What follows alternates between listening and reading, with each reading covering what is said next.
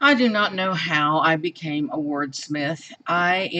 When I was in elementary school, if there was a way to destroy one's enthusiasm for the English language and for writing, my teachers were up to the challenge.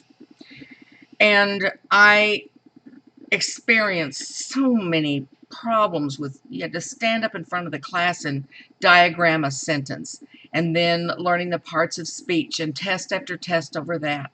And I don't know, I see a place for that, I really do. However, we're all grown up now, and it's time to learn to write in a different way.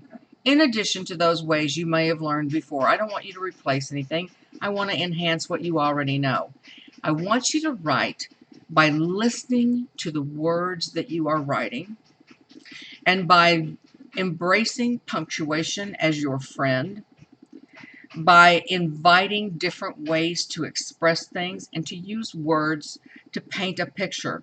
Whether you are writing a research essay or a narrative short story project, words are pieces of time, and I want you to learn how to use those.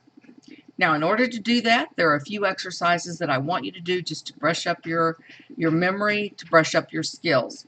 If there are other skills beyond these that need brushing up, feel free to go to the Writing Center, any of the numerous free options available to you to be able to enhance your writing skills.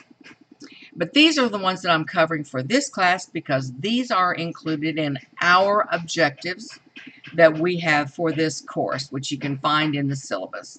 Okay, first up, I've got to prove to you that you're brilliant because some of you don't believe me. And so this first exercise that you're going to do is going to prove that once and for all. You won't think it is, but I promise you it is.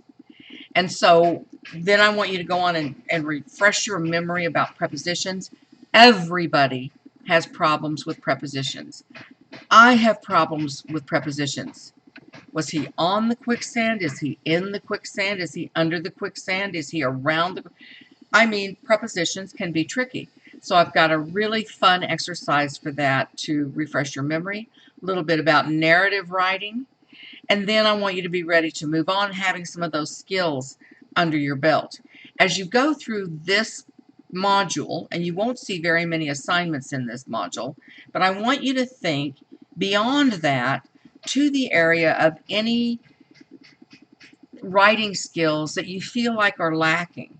I love YouTube, and you can go to YouTube and you can type in how to write a, whatever, and you'll find a number of tutorials on that subject. We also have resources available here. We do not have a textbook for this course. You may have a textbook from another class that you took, and you can use that. Nevertheless, it's time.